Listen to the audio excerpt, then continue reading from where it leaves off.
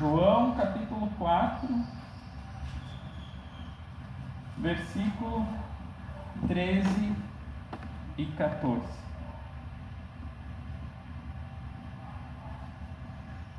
Jesus respondeu e disse: qualquer que beber desta água tornará a ter sede.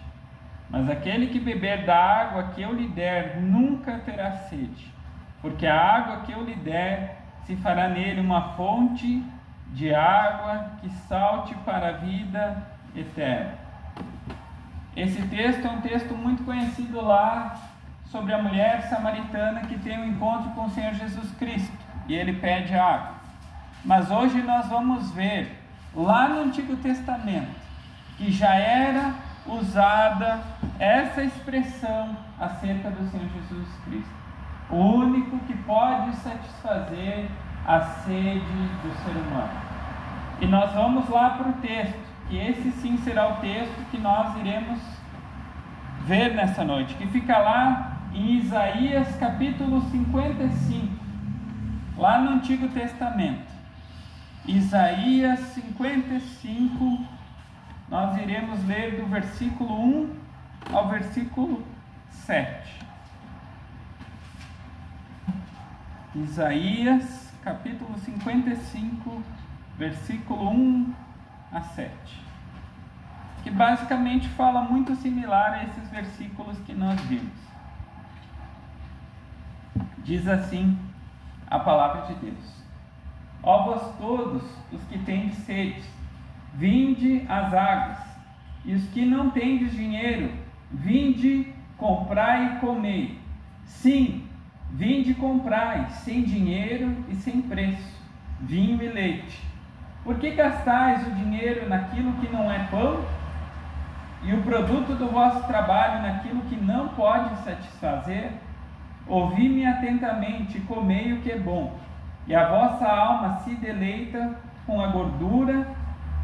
Inclinai os vossos ouvidos e vinde a mim, ouvi, e a vossa alma viverá. Porque convosco farei uma aliança perpétua, dando-vos as firmes beneficências de Davi.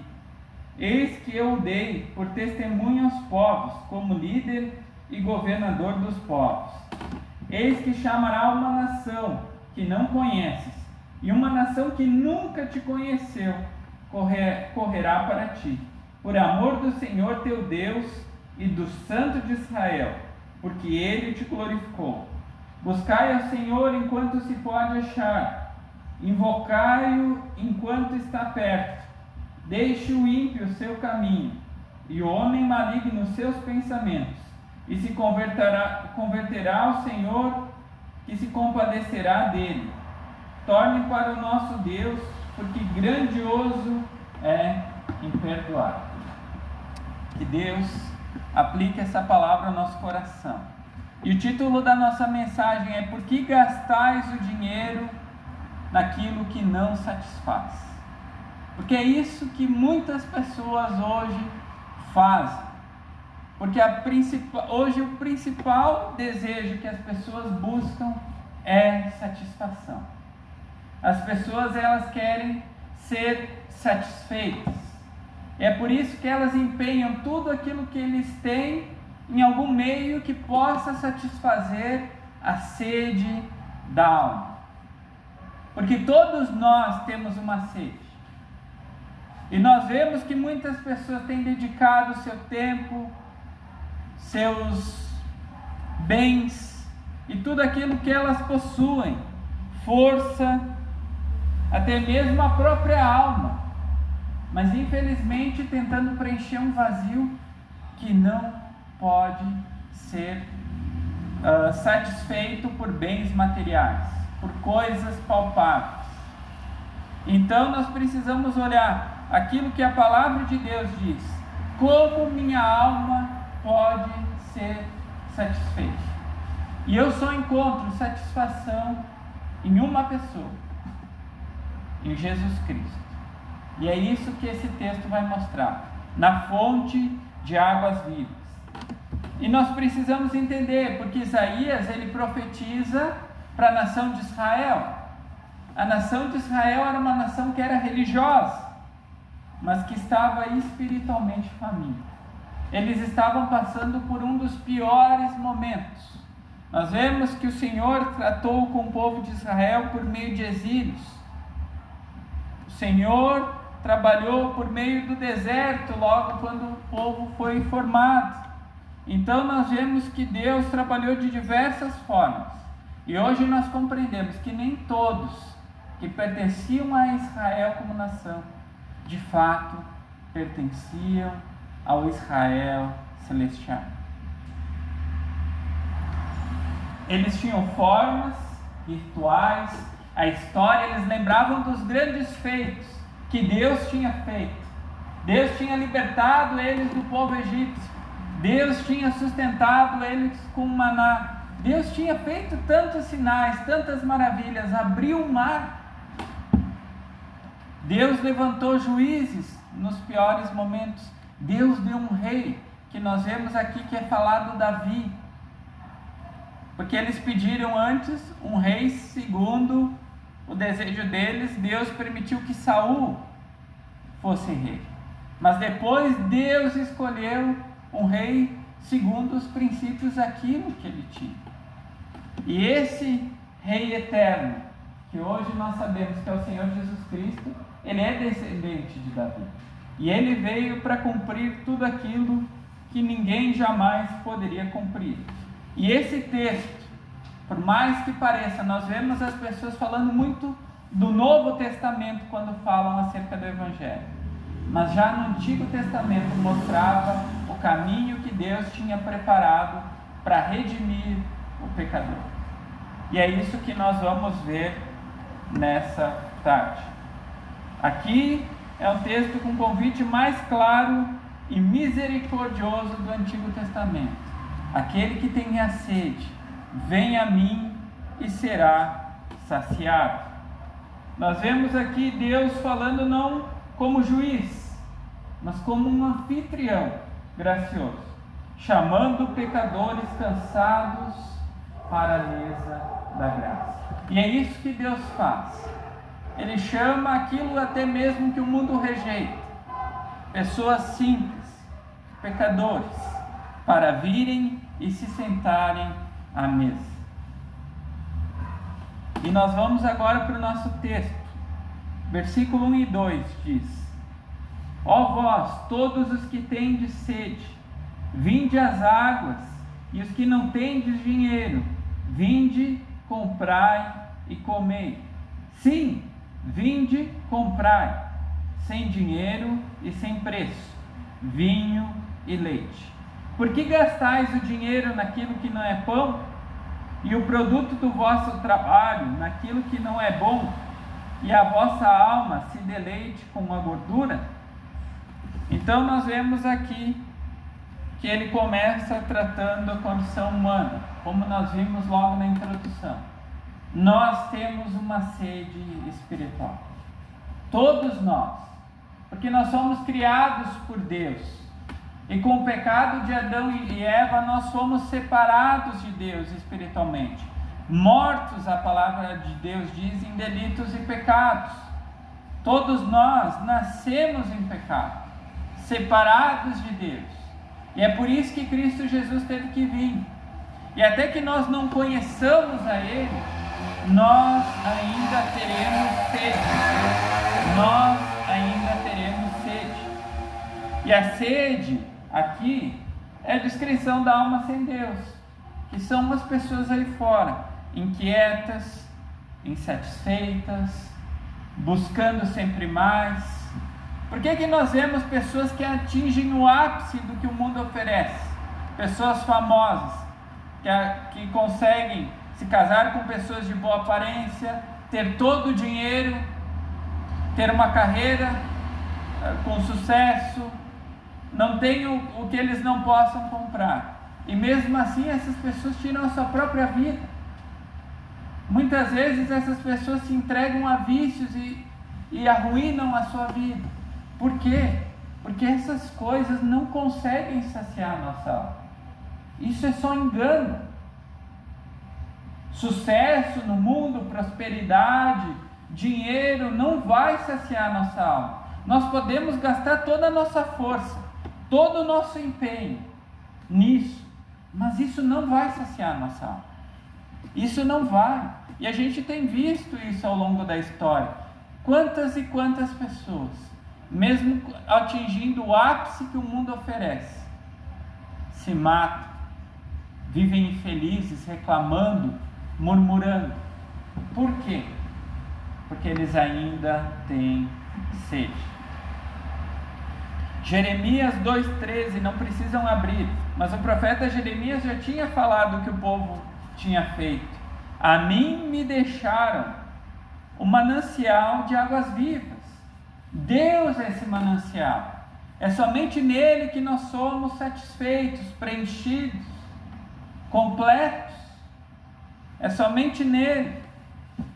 Pessoas com dinheiro, mas sem paz. O que adianta eu ter todo o dinheiro do mundo e não ter paz? Pessoas religiosas, mas vazias. Eu posso vir na igreja, ser um membro, fazer isso, fazer aquilo outro, mas ainda estar longe de Deus e totalmente vazio, uma religião morta. Também tem pessoas que vivem ocupadas, mas inquietas, porque se ocupam com aquilo que não deveriam, com aquilo que não é o principal, com aquilo que não é o fundamental. A alma sem Cristo está sempre com sede, até mesmo quando sorri. Nós vemos as pessoas se deleitando, tirando foto. A rede social é a maior mentira que existe, porque ela só mostra apenas o lado bom das pessoas, só mostra aí vida de ilusão, mas no fundo da alma as pessoas não fazem. Às vezes as pessoas se assustam quando algum famoso faz um desabafo e mostra que chegou no fundo do poço, e nós vemos isso às vezes acontecendo. A pessoa, recentemente teve um rapaz que fez isso, porque mesmo ele alcançando tudo aquilo que o mundo dá, fama, dinheiro e todas as coisas, ele ainda está completamente vazio. Sua vida está totalmente sem sentido. E nós vemos aqui a grande resposta que o profeta Isaías dá: por que gastais o dinheiro naquilo que não é pão? Deus, nós vemos aqui que ele não acusa, mas ele questiona, há um ponto de interrogação. Ele questiona: por que gastais o dinheiro com aquilo que não é pão? Mas o que é isso? Por que gastais tudo aquilo que tu tem com carreira? Por que você gasta tudo aquilo que você tem com o seu trabalho, se você não vai ser preenchido por isso? Porque, vamos ser sinceros, não importa a profissão que nós temos.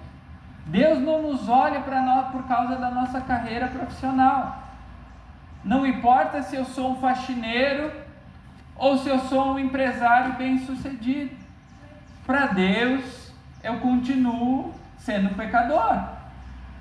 Não importa o prazer. Nós vemos pessoas se entregando, e hoje nos nossos dias, ainda mais com o mundo mais imoral, pessoas se entregando à devassidão, prostituição e tantas outras coisas. O pior, nas igrejas, uma religião sem conversão. O que adianta eu ir para a igreja todo domingo se eu não nasci de novo? O que adianta eu fazer parte de uma igreja, ser membro, servir, até mesmo pregar? Eu posso estar mentindo, vivendo uma vida de falsidade, se eu não me relaciono com Deus, se de fato eu não tive um encontro com Cristo. Eu posso usar oratória, eu posso usar conhecimento, mas nós precisamos olhar, porque isso é muito sério, e principalmente moralidade sem novo nascimento. É muito triste quando nós conversamos com pessoas, e quando nós pedimos acerca da sua conversão, eles falam: porque antes eu era assim, eu larguei um vício. Ou, porque eu era uma pessoa rabugenta e agora sou uma pessoa mais social. Não, a conversão faz muito mais do que isso. Ela muda o coração, ela muda a mente, ela faz com que nós desejamos Cristo, que nós o amamos, que Ele se torna o bem mais precioso que nós temos. É isso que faz a verdadeira conversão. Moralidade, tem muitas pessoas que são moralmente boas, mas elas são externas, porque o coração que Deus sonda, Ele sabe o que passa. Muitas pessoas querem ser bonzinhas para o mundo, mas no fundo o objetivo não é adorar a Deus, o objetivo não é glorificar Deus, mas é ser reconhecido, ser famoso, ser bem visto pela sociedade, quando não foi para isso que nós fomos criados. Então nós precisamos ter muito cuidado, porque tudo isso pode prometer, mas não irá alimentar. Todas essas coisas. Obviamente aqui não estou falando que nós devemos largar o nosso trabalho, que nós não devemos dedicar, pelo contrário, nós devemos ser os melhores funcionários possíveis. Nós devemos buscar sim um êxito profissional. Agora não deve ser o nosso Deus, não deve ser aquilo que nós vamos empenhar todo o nosso tempo. Nós devemos sim procurar ter uma boa condição e dar para a nossa família, lutar. Mesma coisa na questão do prazer. Eu não estou falando que nós devemos viver uma vida como os monges fizeram no passado, se mutilando.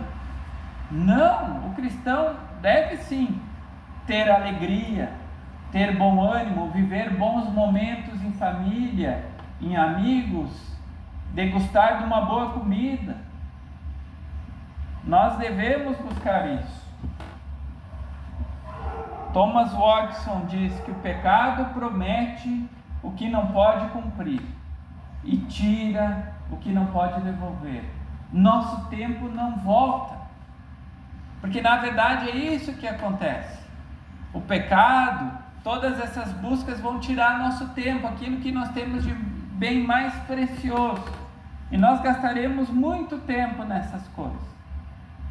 Então é algo que nós precisamos nos atentar, porque até mesmo nós os que cremos, é muito fácil nós perdermos o foco, é muito fácil nós falharmos. Mas nós vemos aqui que a graça de Deus, ela é bondosa, continua,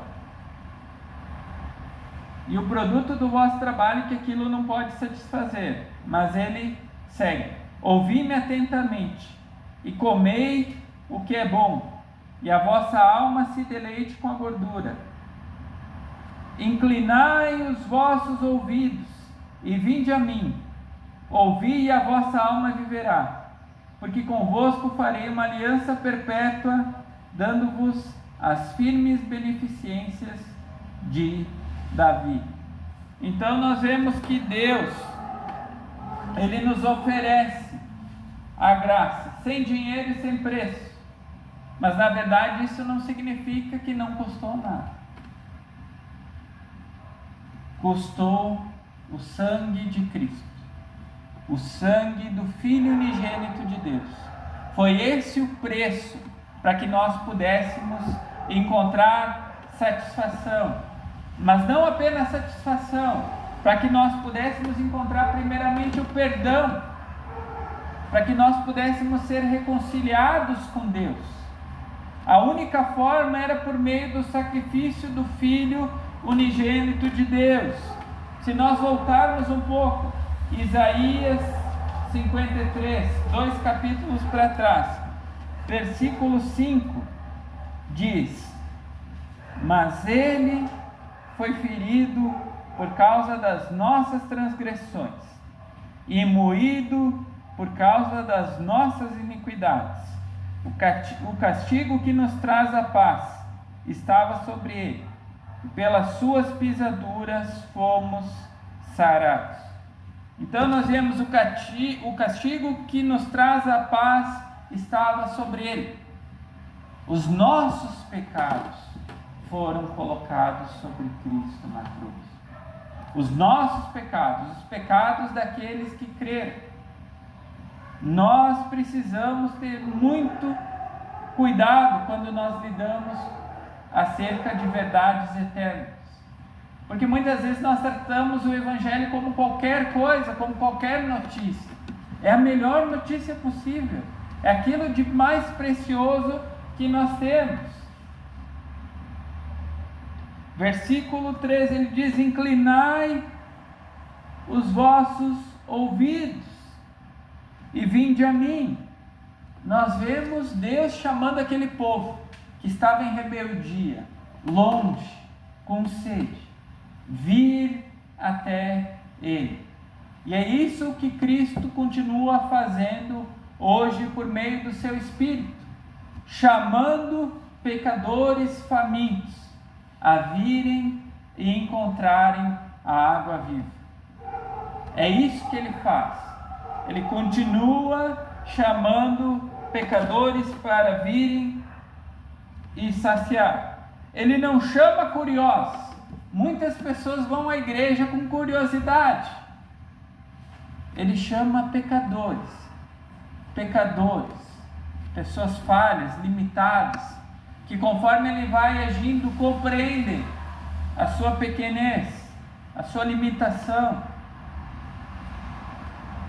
Hebreus 3,15 diz: hoje, se ouvirdes a sua voz.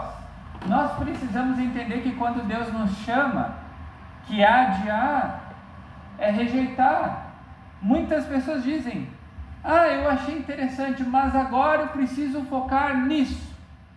Agora eu tenho outros objetivos. Meus planos são agora outros. Amanhã pode ser tarde demais. Postergar também é endurecer. Conforme nós vamos rejeitando o chamado de Cristo, nosso coração vai se endurecendo ainda mais. Nós podemos nos apegar até mesmo, como nós vimos, uma religião sem conversão. Eu posso continuar vindo para a igreja, sentando, escutando, até mesmo servindo, daqui a pouco adquirindo até um cargo dentro da igreja, mas isso de fato não mudou meu coração. Isso só vai fazer com que eu me endureça mais. E é por isso que, infelizmente, muitas pessoas, depois de um tempo, acabam até mesmo saindo da igreja, porque de fato não houve a conversão. Muitos se perdem não por dizer não, mas por dizer depois: agora eu não preciso disso, como se fosse algo que pode ser negociado. Mas amanhã eu não sei se eu vou estar vivo daqui a alguns minutos, ou daqui a 1 minuto, segundos, eu posso cair morto aqui. E como eu vou responder isso? Mas nós vemos aqui a promessa que é vida verdadeira. Ele diz: ouvi e a vossa alma viverá. Não é melhoria externa, não é isso que a conversão faz. Eu sei que muitas pessoas dão ênfase em moralidade, em apenas mudança externa, como se isso fosse de fato a conversão, ou manifestação de dons, ou qualquer outra coisa. Mas nós vimos que o fruto do Espírito está relacionado a algo interno: amor, alegria, paz, bondade, fidelidade, mansidão, domínio próprio. Isso capacita o cristão para fazer qualquer obra. O cristão que começa a ter o caráter mais parecido com Cristo, o que ele não pode fazer? Aonde ele não pode servir? Quem tem essas características que nós lemos? Qualquer pessoa é apta para servir a Deus. Ezequiel 36:26 diz: dar-vos-ei um coração novo. Aqui é que está a chave. Deus remove o coração de pedra e nos coloca um coração de carne. Isso que é o novo nascimento. É algo que o Espírito Santo de Deus opera na vida do cristão, que nós chamamos de regeneração, nascer de novo, nascer do alto também pode ser usado. Mas nós vemos que tem um centro esse convite: dando-vos as firmes beneficências de Davi, no final do versículo 3. Mas quem que é esse? Quem que são as beneficências de Davi? É Cristo. Cristo, o filho de Davi, o descendente de Davi, o filho unigênito de Deus, o Messias prometido lá em Gênesis 3,15. Esse é o centro do convite, Cristo. Somente por meio dele nós somos reconciliados com Deus. Somente por meio de Cristo nós somos perdoados. Fora de Cristo não há vida, apenas sobrevivência falsa e espiritual. Se eu não estou em Cristo, eu estou morto, morto vivo. É assim que as pessoas andam lá fora. Elas correm atrás de riquezas, de coisas passageiras. Mas o que é 70, 80 anos comparado com uma eternidade? Muitos de nós talvez nem vamos chegar a essa idade. Mas o que é isso comparado com uma eternidade?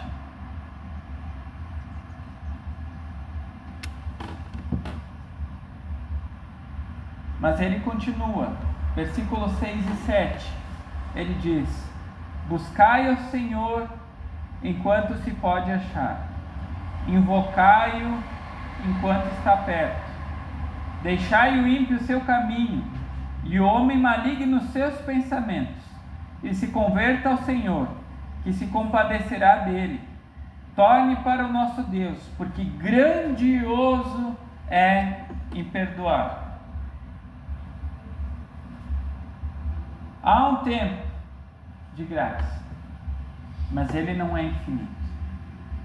Ainda há esperança para nós. O convite ainda está estendido a todos. Mas nós precisamos lembrar o que diz o Provérbios 29:1. Não precisa abrir. O homem que muitas vezes é repreendido endurece a cerviz. Infelizmente, hoje nos nossos dias nós vemos isso. Muitas pessoas duras em relação ao Evangelho. Quantas pessoas nós não conhecemos, ou talvez nós somos alguém assim, que nos é pregado o Evangelho, nos é apontado Cristo, e o que nós fazemos? Adiamos, rejeitamos, e cada vez vamos ficando mais cheios de nós mesmos. A consciência endurece, o nosso coração se acostuma, e infelizmente o pecado se normaliza. Então nós vivemos, porque nós já somos pecadores, quando não cremos em Cristo, nós continuamos vivendo uma vida de pecado, uma vida totalmente oposta àquilo que Deus nos tem para nós.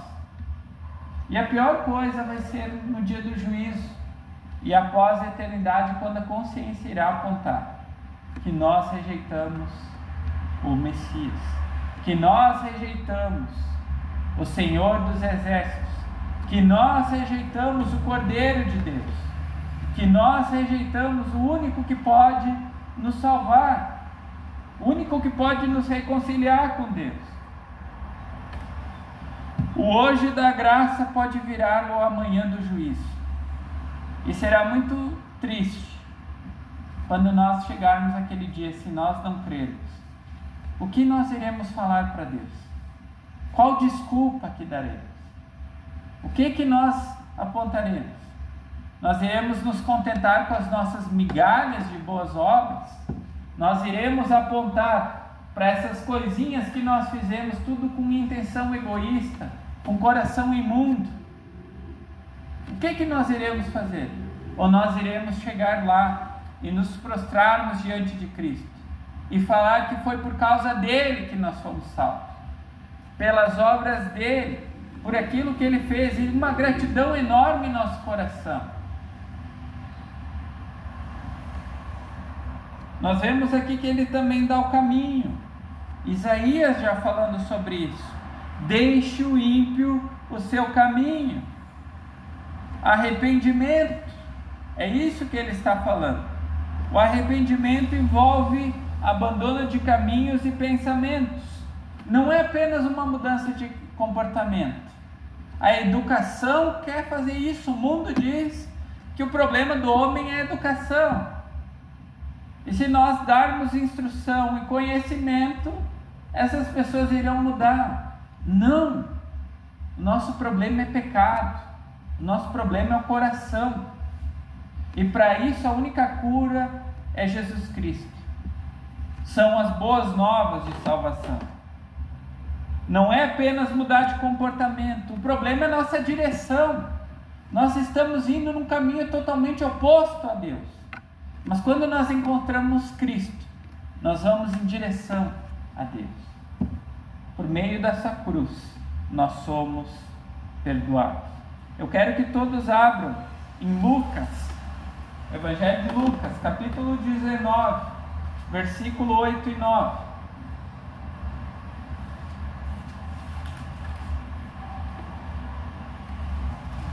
Lucas capítulo 19, versículo 8 e 9.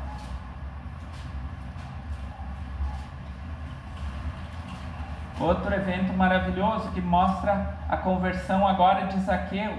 Outra pessoa que teve um encontro com Cristo e sua resposta foi arrependimento e fé. Diz assim a palavra de Deus, Lucas 19, capítulo 8 e 9. E levantando-se Zaqueu, disse ao Senhor: Senhor, eis que eu dou aos pobres metade dos meus bens, e se em alguma coisa tenho defraudado alguém, o restituo quadruplicado. E disse-lhe Jesus: Hoje veio a salvação a essa casa, pois também este é filho de Abraão. Zaqueu, nós sabemos que era um publicano, era o chefe dos publicanos, dos cobradores de impostos. Ele era alguém que era um ladrão. É que nem nós olharmos hoje, infelizmente, para os nossos políticos, os chefes dos políticos. Alguém que roubava por meio de impostos, cobrava valores abusivos do seu próprio povo e enriqueceu à custa de levando vantagem em cima das pessoas. Esse era Zaqueu. É por isso que nós vemos que a consequência dele foi uma mudança. Aquele que roubou, agora ele ia dividir e pagar até mais, 4 vezes mais, aquilo de quem ele tinha roubado. Aqui ele está mostrando que o coração dele foi transformado. Que quando ele teve encontro com Cristo, dinheiro não importava mais, que era onde antes estava seu coração. Obviamente Cristo ele trabalha com cada um de forma diferente. Ele não está falando aqui que nós devemos pegar e dar todos os nossos bens aos pobres. Não é isso. O problema é nosso coração. Onde está o meu coração? Meu coração está em mim mesmo? Centrado em mim? Centrado em prazeres? Ou até mesmo como Zaqueu, em dinheiro? Deus vai trabalhar isso quando Ele nos alcança. O arrependimento verdadeiro, ele começa no coração, mas ele termina na vida. Aquela pessoa que de fato houve um arrependimento genuíno e não apenas um remorso pelos seus pecados, ela irá dar frutos dignos de arrependimento. Também ele diz, no final, voltando para Isaías capítulo 55, ele diz: porque grandioso é imperdoar. No final do capítulo, do versículo 7, porque grandioso é imperdoar. Salmo 134 diz: mas contigo está o perdão. Então é somente por meio de Cristo que nós encontramos o perdão. É somente por meio de Jesus Cristo que nós encontramos o perdão. E Deus, como nós vimos, não perdoa com relutância, mas com abundância. Deus nos perdoa de todos os nossos pecados, não apenas de alguns pecados, e não apenas do passado, mas do presente e do porvir. todos os nossos pecados foram colocados sobre Cristo. E portanto, em meio a tudo isso que nós vimos, depois de tão grande misericórdia, tão grande amor, tão grande graça, eu ainda consigo continuar gastando a minha vida naquilo que não satisfaz? Eu ainda vou continuar investindo tudo aquilo que eu tenho, tudo aquilo que eu sou, todo o meu tempo, naquilo que é perecível e que vai acabar, que vai terminar? Eu continuarei ainda adiando a obediência a Deus, vivendo uma vida seguindo o meu coração, os meus desejos, os meus prazeres, ou eu irei me render a Cristo em submissão e buscar a sua vontade? Ou até mesmo vivendo de aparência religiosa, como muitos vivem. Sou evangélico, me denominei agora evangélico, faço parte de uma igreja de tal placa, até mesmo sou membro, dou dízimo, oferta, sirvo na igreja, mas não nasci de novo. O que adianta? Ou eu posso vir hoje. Mateus também tem um chamado, ainda mais para os nossos dias, tão importante. Mateus 11:28 diz: vinde a mim todos os que estáis cansados. Se nós falarmos aqui nessa sala, todos nós estamos cansados. O mundo tem nos sugado cada vez mais. Nós estamos cheios de afazeres, entretenimento, tantas coisas que competem pelo nosso tempo. Nós falamos às vezes que nós gostaríamos que o dia tivesse 72 horas e não 24. Mas o problema está na maneira que nós administramos esse tempo. Portanto, a mesa está posta, a água está disponível, mas o convite é agora. Amanhã pode ser tarde demais. E conforme eu vou adiando ainda mais o chamado de Cristo, para que eu me arrependa e creia nele e seja salvo, eu irei me endurecer mais. Ou eu posso fugir para a religião. É terrível. Eu conheci pessoas mesmo que tentam se purgar até hoje por meio da religião, achando que se seguirem certas regras, fazerem certas coisas, vão ser aceitos por Deus. Mas eu somente sou aceito por Deus por meio de Cristo, por aquilo que Ele fez. As minhas obras não vão me salvar. Como nós vimos pela manhã, elas são consequências da salvação, mas elas não são salvíficas. Então minhas boas obras não podem me salvar.